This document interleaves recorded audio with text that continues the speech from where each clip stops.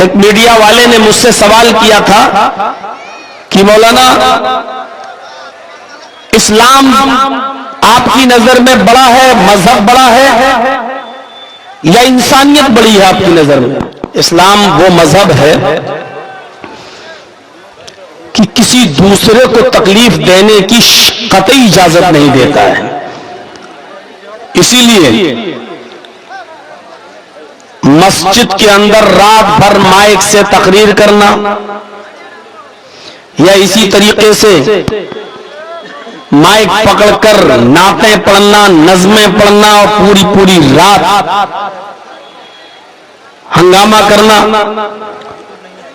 دوسروں کی نیند میں خلل کرنا اور ڈسٹرب کرنا، یہ سب وہ چیزیں ہیں اگرچہ آپ قرآن کی آیتیں ہی کیوں نہ پڑھ رہے ہوں لیکن آپ دوسرے کی نیند میں ڈسٹرب نہیں کر سکتے ہیں، خلل نہیں ڈال سکتے ہیں آپ۔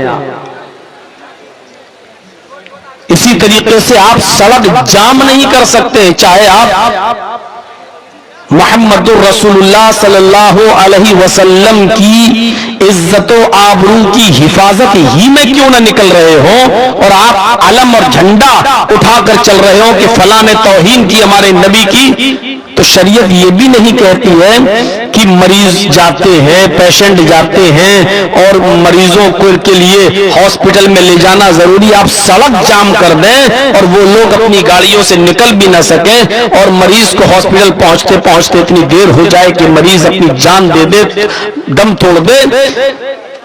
نبی اکرم کی محبت سب کو ہونی چاہیے لیکن رسول کی محبت میں ہم لوگوں کو پریشان کر کے سڑک جام کر دیں یہ بھی جائز نہیں ہے۔ جو لوگ پہلے سے آ کر بیٹھے ہیں آپ ان کے پیچھے کھڑے ہو کر اور جو آپ کے پیچھے ہیں ان کو بھی آپ نہ دیکھنے دیں اور نہ سننے دیں اور آپ موبائل سے ویڈیو بنائیں اور دوسرے دیکھنے والوں کو دقت ہو، شریعت اس بات کی بھی اجازت نہیں دیتی ہے کہ آپ دوسروں کو تکلیف دیں۔ یہ اسلام کے اصول اور ضابطوں کو سمجھنے کی کوشش کیجیے آپ۔ مجھے امید ہے اتنی سی بات آپ سمجھ گئے ہوں گے، تو اب یہ میری بات نہیں ہے، اب شریعت کی بات کو محسوس کرتے ہوئے، یہ جرجیز کی بات نہیں ہے، شریعت کی بات کو محسوس کرتے ہوئے، نبی اکرم کی تعلیم کو زندہ کرتے ہوئے اب آپ دوسروں کو تکلیف نہیں دیں گے، جس کو جہاں جگہ ملے گی آپ بیٹھ جائیں گے۔ اسی لیے تو اسلام کو انسانیت کا سب سے بڑا مذہب اور سب سے بڑا علم بردار مذہب بتایا گیا ہے۔ ایک میڈیا والے نے مجھ سے سوال کیا تھا کہ مولانا اسلام آپ کی نظر میں بڑا ہے، مذہب بڑا ہے یا انسانیت بڑی ہے آپ کی نظر میں؟ پھنسانا چاہتا تھا اور یہ دکھانا چاہتا تھا کہ دیکھو مولانا یا جرجیز اگر کہہ دیتا ہے کہ میری نظر میں مذہب بڑا ہے تو میں اچھالوں گا اس کو اور میڈیا پر دکھائیں گے ہم اس کو کہ دیکھو یہ انسانیت کا دشمن ہے، مانوتا کا دشمن ہے، مانوتا کا برودی ہے۔ اور اگر اس نے کہہ دیا انسانیت سب سے بڑا مذہب ہے، مذہب سے بھی بڑا، اسلام سے بھی بڑا انسانیت ہے، تو خود اسی کے ماننے والے اور بہت سے مسلمان بھائی اسی سے ناراض ہو جائیں گے کہ دیکھو یہ کیسا مولوی ہے جو اسلام سے بھی بڑا انسانیت بتلا رہا ہے۔ چاروں طرف سے اس نے گھیرنے کی کوشش کی۔ ایک لیڈیز تھی، وہ میں نے کہا میڈم ہماری نظر میں تم مجھ سے یہ سوال کر رہی ہو نا کہ اسلام بڑا ہے یا انسانیت، مذہب بڑا ہے یا انسانیت، تو سن لیجئے میری نظر میں مذہب سب سے بڑا ہے، اس لیے کہ انسانیت کیا ہوتی ہے یہ مجھے مذہب نے سکھلایا ہے۔ ہمیں نہیں معلوم تھا کہ انسانیت کیا ہے، ہمیں مذہب نے بتایا ہے، اسلام نے بتایا ہے کہ انسانیت کیا ہے۔ ہم جانور تھے، ہمیں اسلام نے سکھلایا ہے کہ انسانیت کیا ہے۔ ہماری بات کو توڑ مروڑ کر پیش مت کرنا، غلط طریقے سے مت پیش کرنا۔ ہماری نظر میں اسلام سب سے بڑا مذہب، سب سے بڑی چیز ہے، اس لیے کہ انسانیت کا صحیح سبق ہمیں اسلام نے بتلایا ہے۔ کئی سال گزر گئے لیکن اب تک اس نے ہمارا انٹرویو کسی چینل پر نہیں دکھایا۔ انٹرویو بڑے شوق سے لے کر گئی لیکن اس کی ہمت نہیں پڑی کہ انٹرویو دکھا دیں، کیونکہ وہ سمجھ گئی، وہ تو یہ جواب مانگنے آئی تھی کہ انسانیت نیچے رکھ دی، انسانیت آپ کی نظر میں بڑی چیز ہے یا مذہب بڑی چیز ہے؟ لیکن اس کو جواب میں نے ایسا دیا ہے کہ میرے نزدیک، میری نظر میں مذہب بڑی چیز ہے، کیونکہ انسانیت مذہب نے سکھلائی ہے۔ پریشان ہے وہ کہ کیا کہیں، اور حقیقت یہ ہے کہ ہمیں مذہبی نے تو بتایا ہے، اسلامی نے تو سکھلایا ہے انسانیت کیا ہے۔ جو لوگ اپنی لڑکیوں کو زندہ دفن کر دیا کرتے تھے ان کے اندر سے انسانیت نکل چکی تھی۔ اب آپ لوگ اگر خاموش نہیں ہوں گے تو میں چلا جاؤں گا بھائی، ہمارے اوپر کوئی فرق نہیں پڑے گا، بہت دیر ہو گئی ہے بیٹھے ہوئے اور آپ کا انتظار کرتے ہوئے۔ اور کمیٹی والوں سے گزارش ہے کہ اگر آپ سنبھال نہیں سکتے ہیں تو پھر مجھے مت بلایا کریے، آپ اگر کنٹرول کرنے کا اور آپ کے اندر پاور نہیں ہے تو پھر بلانے سے کیا فائدہ ہے؟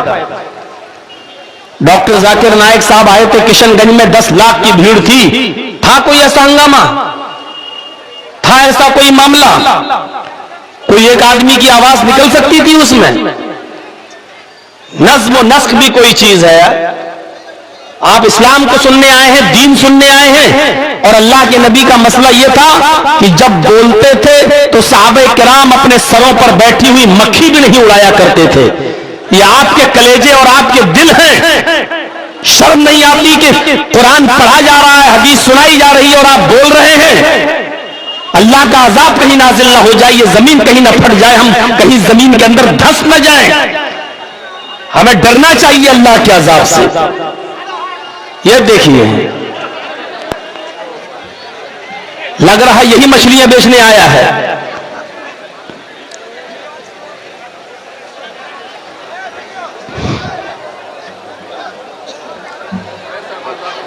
یہ جو موبائل میں جو بناتے ہیں لیتے ہیں نا، ان سے ڈسٹرب ہوتا ہے۔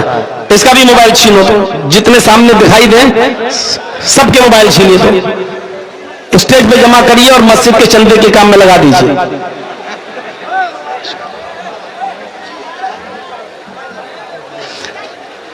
کچھ نہیں ہونا ہے، جرجیت صاحب کا کتنا بھی فوٹو لے لو، شیئر کر دو، بھیج دو، کسی بھی مولوی کا فوٹو لے لو، آپ جنتی نہیں ہو جائیں گے۔ جنتی ہوں گے قرآن و حدیث پر عمل کر کے، شریعت کی باتوں پر عمل کر کے، اور یہ ہو رہا ہے عمل۔ ہم بتلا رہے ہیں کہ اللہ کے نبی کے زمانے میں صحابہ کرام سروں پر بیٹھی مکھی نہیں اڑاتے تھے جب اللہ کے رسول خطاب کرتے تھے، اور آپ کے دل و کلیجے، واہ صاحب واہ، ہمت دینا پڑے گی واقعی۔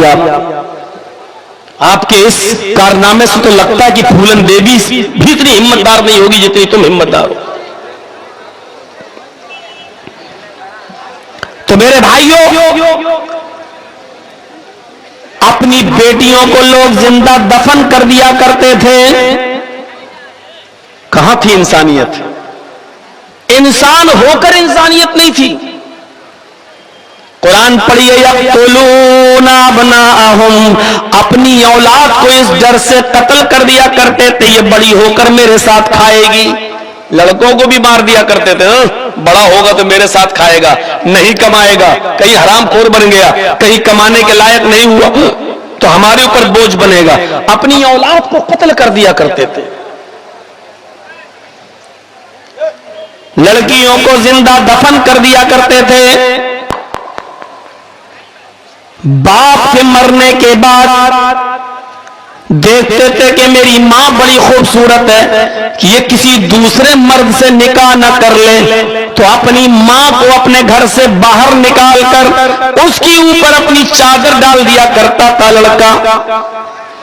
یعنی اعلان ہوتا تھا اس بات کا کہ اب میری ماں نہیں، باپ کے مرنے کے بعد میں نے اپنا کپڑا ماں کے اوپر ڈال دیا، اب یہ میری ماں نہیں رہی، میں نے اس کو اپنی بیوی بنا لیا۔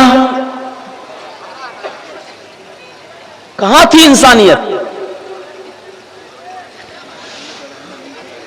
اس بگڑے ہوئے حیوان جیسے، جانور جیسے ماحول میں پلنے والے ان لوگوں کو انسانیت کا پاٹھ پڑھایا محمد رسول اللہ صلی اللہ علیہ وسلم نے، اور بتایا باپ کو باپ سمجھو، ماں کو ماں سمجھو، بیٹیوں کو بیٹی سمجھو، کوئی بھی بیٹی اب دفن نہیں کی جائے گی، ماری نہیں جائے گی، قتل نہیں کی جائے گی، اس لیے کہ اللہ ہی دیتا ہے، جس کو بیٹا دینا چاہے بیٹا دے، بیٹی دینا چاہے بیٹی دے، اور جس گھر میں بیٹی پیدا ہوتی ہے وہ رحمتوں کے دروازے کھول دیتی ہے، یعنی اللہ اس گھر میں رحمتوں کے دروازے کھول دیتا ہے، وہ رحمت لے کر آتی ہے۔ ماں باپ کے دکھ درد میں باپ بیٹا اتنا کام نہیں آتا جتنی بیٹی کام آتی ہے۔ نبی اکرم نے پھر سبق سکھایا، انسانیت کا پاٹھ پڑھایا، انسانیت کا۔ میرے بھائیوں، اس نے جو انسانیت بگڑی ہوئی تھی، امام کائنات نے بتایا کہ ماں کا حق کیا ہے، بیوی کا حق کیا ہے، پڑوسیوں کا حق کیا ہے۔ تم جو شراب پیتے ہو مٹکے مٹکے بھر بھر کر، اس شراب کو اللہ کے نبی صلی اللہ علیہ وسلم نے حرام قرار دیا۔ جو جوا کھیلتے تھے اور جوئے میں اپنی رقم کے بعد اپنا مکان اور مکان کے بعد اپنی بیوی اور بیوی کے بعد بیٹی بھی جوئے میں ہار جایا کرتے تھے، ان کو بتایا جوئے کے نقصانات کیا ہیں، انسانیت کا سبق پڑھایا، انسانیت کا پاٹھ پڑھایا محمد رسول اللہ نے۔ اس لیے دنیا بھی مانتی ہے کہ انسانیت کا سب سے بڑا علم بردار اگر کوئی مذہب ہے تو وہ اسلام ہے۔ پھر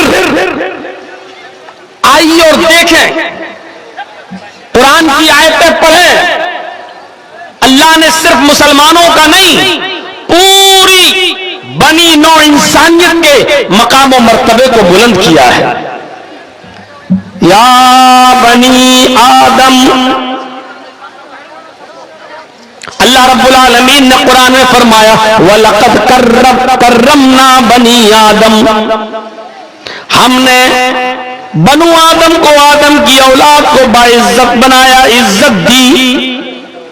صرف مسلمانوں کو نہیں کہا، جو علماء ہیں وہ اچھی طریقے سے جانتے ہوں گے، اللہ نے کس کو کہا؟